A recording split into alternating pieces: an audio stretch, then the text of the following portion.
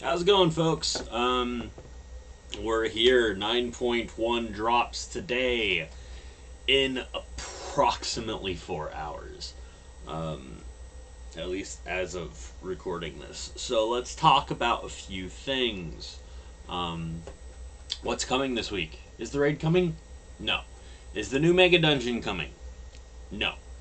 So what does 9.1 offer us this week? 9.1 offers us the new zone, the new campaign quests, um, some new achievements, the new Torghast wing, which I think is aces.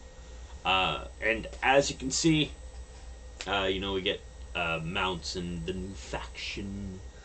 And we do get Covenant Assaults this week, which is the main thing that I personally am excited for. Now, next week, we do get Season 2, we get the Dungeon, we get the Sanctum of Domination raid, and we get Flying. But, let's go over kind of what we're going to see. So, we do get the Korthian catch-up gear today, and it's kind of like item level 200 catch-up gear. You can upgrade it all the way up to 235, but I think it's like a giant pain in the ass to do so. You can get it from certain daily quests. You can buy it for 1,000 Stygia. It drops from rares and from quests. Can be upgraded to 233, not 235, by spending catalog research. Which, guess what? You have to farm, which is fine because if you're on an alt and you're farming it, well, you already know what you want to do.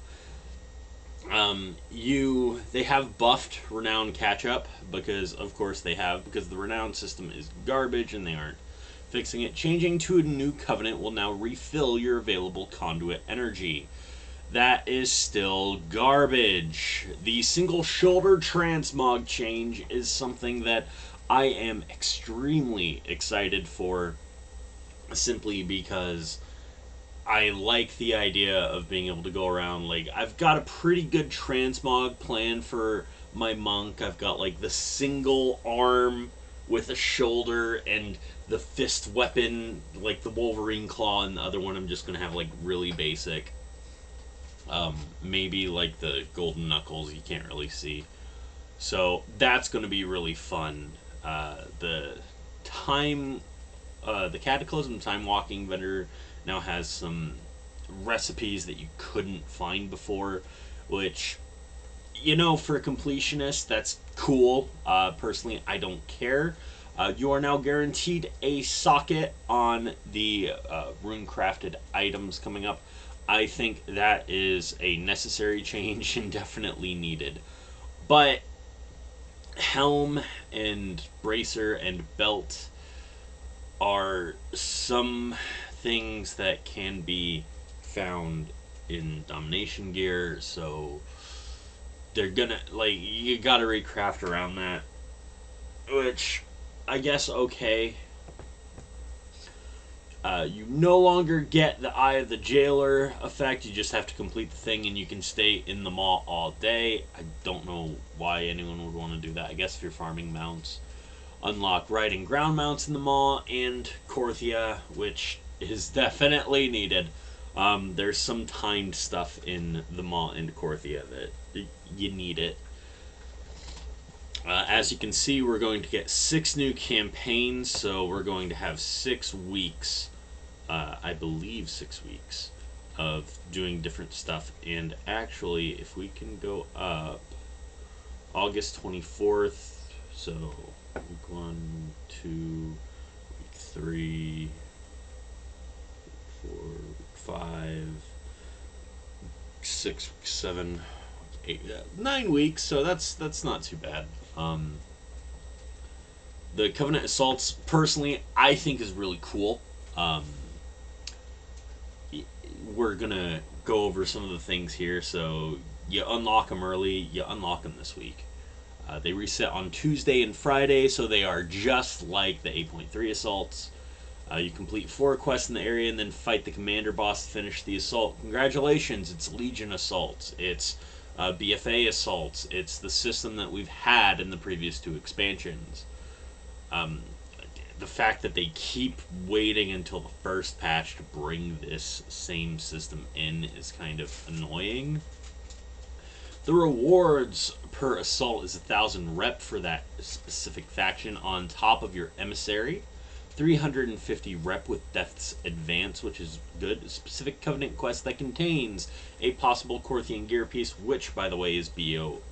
I think that's bind on account. I'm fairly certain it is. I'm not sure. 200 Stygia, which is decent. 50 Soul Cinders, okay. And 1 Corthite Crystal.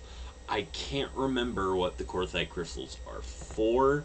Crafting reagent to... Okay, so that's essentially just to help you craft your vessels that are above 235. 3 Archivist Codex relics, which are needed for currency to upgrade the Corthian gear. A chance for a Covenant-specific reward. The Ascended give you a Vesper of Faith or a Copperback Etherworm. So it's a toy or a pet.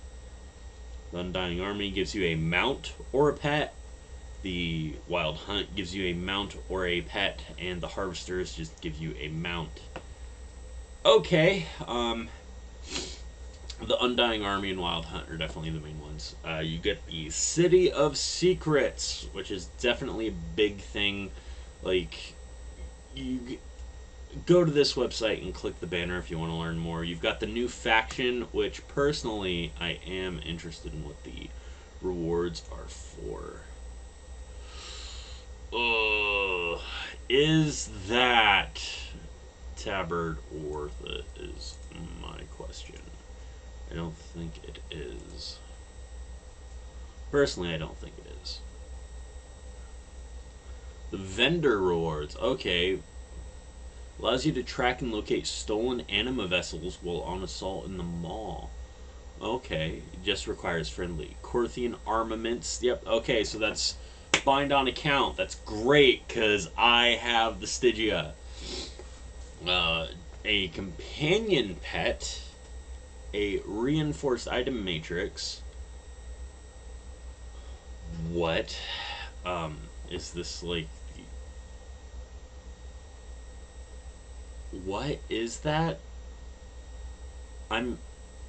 What? I'm hoping that that's one of the upgrade items, because that seems really weird. Crafter's Mark III, which was already in the game, but they took it out and then put it back in.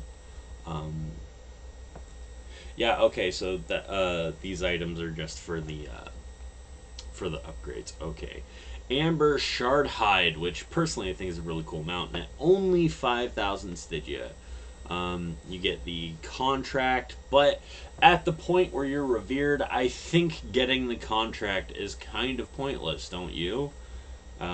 So yeah. And actually, wait a minute. Okay, so that's a back piece. Oh, I want to see that in the model viewer.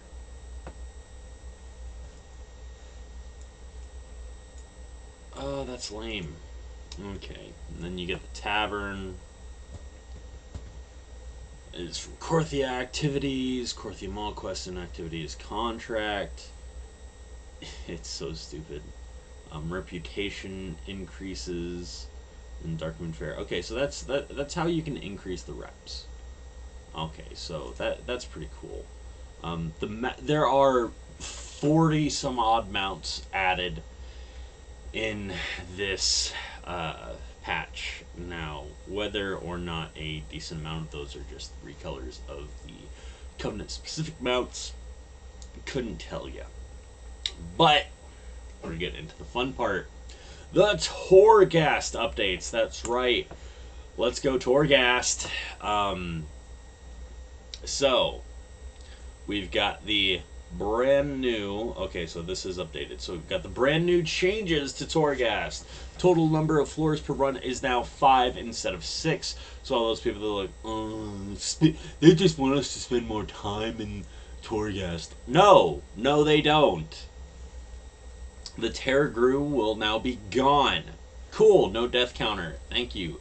Bosses no longer regenerate health after they have defeated you. You have no idea how happy I am. If that works for if that works specifically in Twisting Corridors, I get my mount. Even though everyone's gonna be like, "Oh, you can mount in the mall now, anyways." Blah blah blah. It's like, yeah, but you have alts, and we still don't have the skip for the mount for the mall, right? Like for some reason we don't have the mall intro skip. New layers, 4 new and more challenging layers have been introduced. Layers 9 through 12. They are challenging. Okay, they are pretty tough. Layer 12, you can probably 3-star if you are currently mythic geared with no upgrades. But you've got the new upgrade system coming. Layers are now unlocked by reaching a specific rating in the previous layer's run. I don't like that. I really don't. I don't like... I'm sorry. I do not, for the love of God, like that unlock. But the bonus floor, the Adamant Vaults.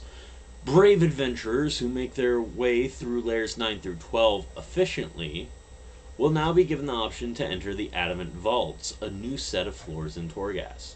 There will be challenged against new creatures and traps that lie within for a chance at even greater rewards. So, the Adamant Vaults is a kind of treasure room. I believe you unlock it by hitting 5 stars. Now, hitting 5 stars, not really that difficult. You can 4-star layer 12 in a mythic geared character right now. I mean, Preach Gaming did it, and he's not the best. Torments, starting at layer 4, torments are applied to increase the challenge of the run. Torments are displayed on the HUD and provide an additional challenge to overcome. They are selected per wing per day. The existing torments are no longer applied, so I don't know if that means they have new one. Blessings. Through Tower Knowledge, you can unlock blessings that will provide bonuses to your run. Like torments, blessings are selected per wing per day. So essentially, they just added this new system to make the thing more difficult, then they added another system to make it easier. So, yeah, Soul Ash. The amount of Soul Ash that is rewarded for the first completed run of the week for any given Torghast wing and lair has been increased, essentially doubled. Repeat runs of previously completed Torghast wings and lairs will now reward partial Soul Ash. Now, whether or not you can still get Tower Knowledge is a thing. This is kind of to incentivize, like, yeah, you go through, you don't unlock the Adamant Vault on your first run, but you can go through again and you get Soul Ash and unlocking the Adamant Vault. Players have unlocked Layer 9 will now be able to transfer Soul Ash at a slight loss to another character on their account by seeking out Bonesmith Hairmere in Korthia. Yes, because I'm okay with this, right? Because I still need Soul Ash on my main. I do. I still need Soul Ash on my main for one very specific reason. And that is because I need to remake my legendary today. Right? I don't need to remake legendaries. We're remaking legendaries. That's just big crafting. That's just reactionary YouTubers. No, it's a thing. It's not fun. I don't see why people are like, oh, actually, it's not that big of a deal. It's annoying. It's annoying, since when am I playing a game and supposed to be like, oh, thank you for allowing it to still be annoying. Like, Tower Knowledge is weird. Can we look at the talent tree? That's the initial preview of it. So, yeah, here's... It's kind of like the Visions one, right?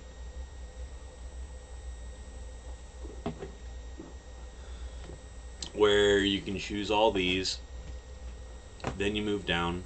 How much Tower Knowledge it's going to take is here in the initial cost. Yeah, I don't think anything's changed. So, Tier 0, Blessing of the Ancients. Begin each run with a blessing. It costs 20, and then there's 20. I imagine you're going to be able to get 20 in just like one run. Efficient Looter. It costs 60. I'm saving up for efficient looter because looting takes up precious, precious time. I don't care about beginning with 2 blessings. Essentially, depending on how much we get, is going to be very interesting. We unlock tier 1 at a total of 100, so we can 1, 1, and 1, so that's fine. I mean, empowered swiftness isn't really a thing, and Blessing of the Ancients won't start off as a thing. Freed from Torment. This is going to be a big deal. The Torments are kind of just annoying. Like, they're not extremely painful, but they are extremely annoying. Empowered Perseverance is going to be, like, after you unlock 1, you're going to unlock 2 and 3 here. Discovered Cache.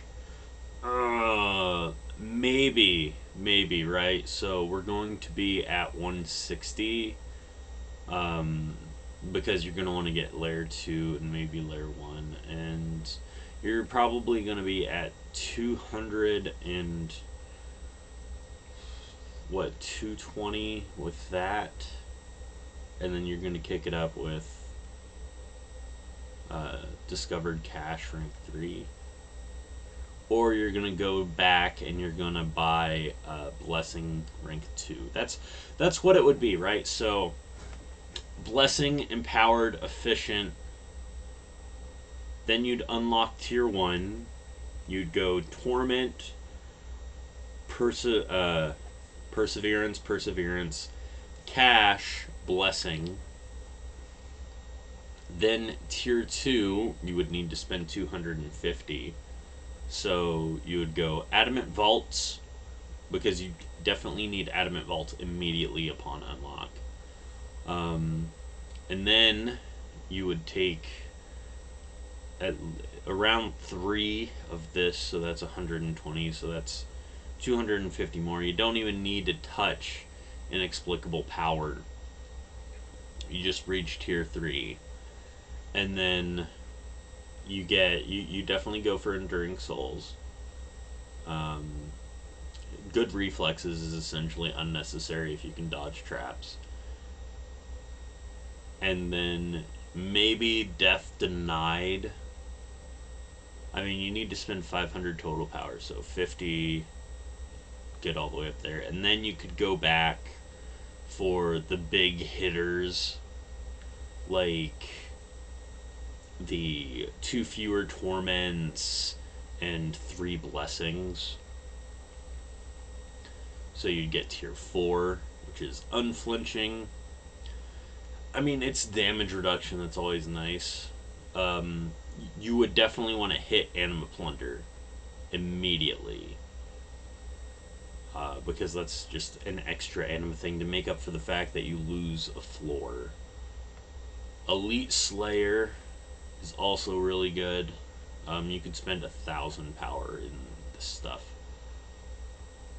Tier 5, you have the final one, which is Empowered Nova. While empowered, you have a high chance to explode around people, essentially turning empowerment into a big damage cooldown. Up to 1 time per run, you may reject an anima power selection and obtain a replacement set of choices, and you're gonna get rank 3 on that relatively quickly. So you can do it up to 3 times. So these aren't amazing, but it is designed essentially just to keep everything kosher, right? So 111, then a couple there. It's I don't hate it.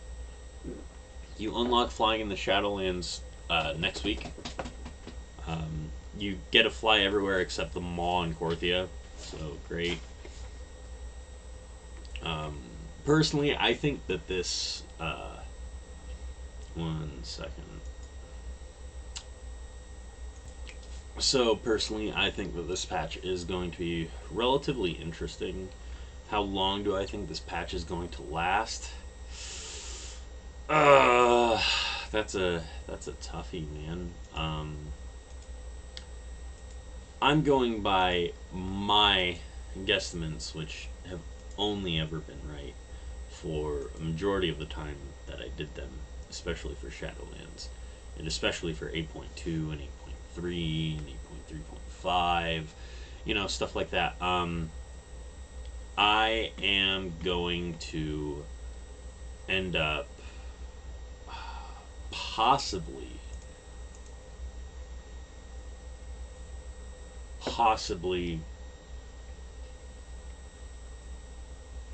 guessing that 9.2 will launch January. We'll say that 9.2 launches January, and then that leaves 9.3 open to launch around September, maybe July, depending on how long 9.2 is. Going on the 6 to 7 month thing that Blizz wants. So, we have to keep in mind they're still playing catch up, right? They're still playing catch up after COVID and everything. So, what we're dealing with here is them still kind of playing catch up. So, 9.3 is going to launch summer of next year, possibly. I don't know. Yeah, summer of next year, and then we're going to hit 10.0 either early in 2023 or mid 2023. We're going to have a bit of a content drought because guess what? We always have a content drought, and there are people saying, no, they're going to launch it. We're not going to have a 9.3. Fuck off with that, man. Like, there's guaranteed to be a 9.3. There's always a 9.3. There's always a point 0.3 patch. But what about WAD? WAD was when they tried screwing and making everything, a 1 year thing, and then they figured out they couldn't do it, so they tossed everything into Legion, which required a bunch of stuff because it was a whole new. It was a lot like Shadowlands in the way that it rebuilt stuff, and you had to do class specific quests. Every spec got a weapon. It was a big deal. I think 10.0 and the Dragon Isles is going to be relatively fun, depending on if we get a new class. I really want the new class, man. I really want Dragonsworn to be a new class. If they make it a system, I might cry.